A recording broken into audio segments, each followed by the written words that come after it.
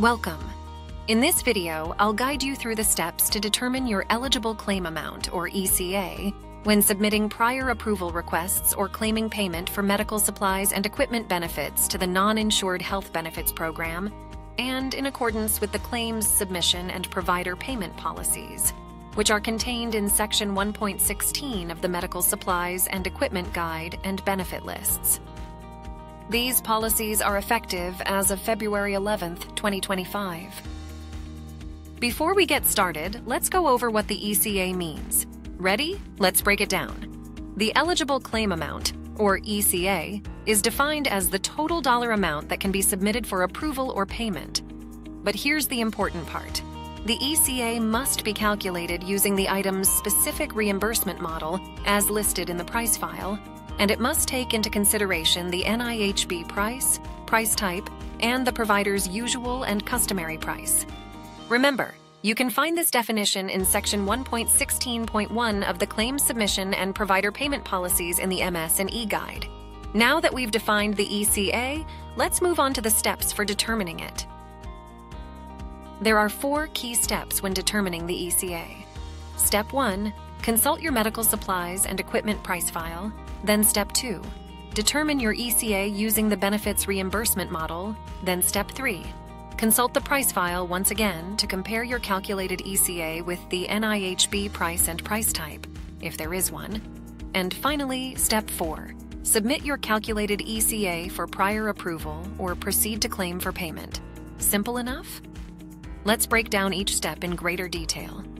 Starting with Step 1, consult the medical supplies and equipment price file. Here, begin by finding the price file for your region, which is on the Express Scripts Canada NIHB provider and client website. In the price file, there is a reimbursement model listed for each benefit. So find the benefit you are submitting for, check its reimbursement model, and head on to Step 2. In Step 2, determining the ECA, you'll use the reimbursement model that you identified in Step 1 to calculate your ECA. Keep in mind that there are several reimbursement models, but each benefit has only one reimbursement model. So be sure to use the model that's listed for the benefit you're submitting for. For more detailed step-by-step instructions on how to calculate the ECA for each model, refer to Section 1.16.4.2 of the Claims Submission and Provider Payment Policies, found in the Medical Supplies and Equipment Guide. Now, let's move on to Step 3. Comparing your ECA with the NIHB price and price type. This step is critical as you'll compare the ECA you calculated in Step 2 with the NIHB price and price type, if an NIHB price exists for that benefit, to determine your next steps. This is when you'll determine if your ECA can be submitted as is and whether additional supporting documentation is required. Let's break it down. If your calculated ECA is at or below the NIHB price, keep the price justification on file. You may still be asked to submit it to support your calculated ECA. If your calculated ECA is above the NIHB price, the process is a bit different. In this case, you'll need to refer to the price type information found in the MS&E price file to see if a request for a higher price may be considered. And if so, you'll need to submit a price justification and item rationale to support your calculated ECA and requested item.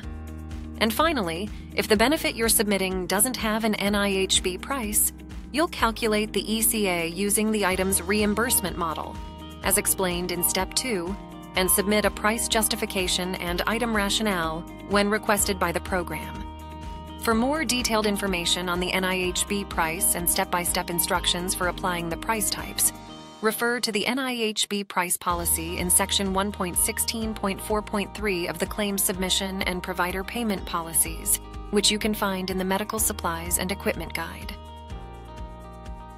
Finally, let's move on to Step 4, submitting your ECA. Once you've completed the steps for calculating your ECA, you can proceed with submitting the amount for prior approval or a claim for payment. Once you're ready to claim for payment, you'll need to refer to Section 5.1.2 of the Medical Supplies and Equipment Claims Submission Kit, where you'll find instructions on how to enter the pricing information in the claim form, based on your region and provider type. Before we wrap up, let's go over a few important reminders you should always keep in mind. First, if a benefit has an NIHB price, it must not be claimed by default. Instead, you're required to calculate the ECA for submission using the item's reimbursement model and using the steps detailed in the policy. Second, when an NIHB price is established for an item, it's assigned one of 3 price types. The price type tells you if an ECA above the NIHB price may be considered by the program and what type of supporting documents you need to submit to support the requested price and/or item. And in all cases, if your usual and customary price is lower than your calculated ECA, you must submit your usual and customary price to the program. And lastly, if prior approval is requested and granted for a benefit, the dollar value on the confirmation of prior approval letter is the maximum amount you may claim for payment. However, no matter what that value is, you're always required to follow the claims, submission, and provider payment policies when submitting for payment.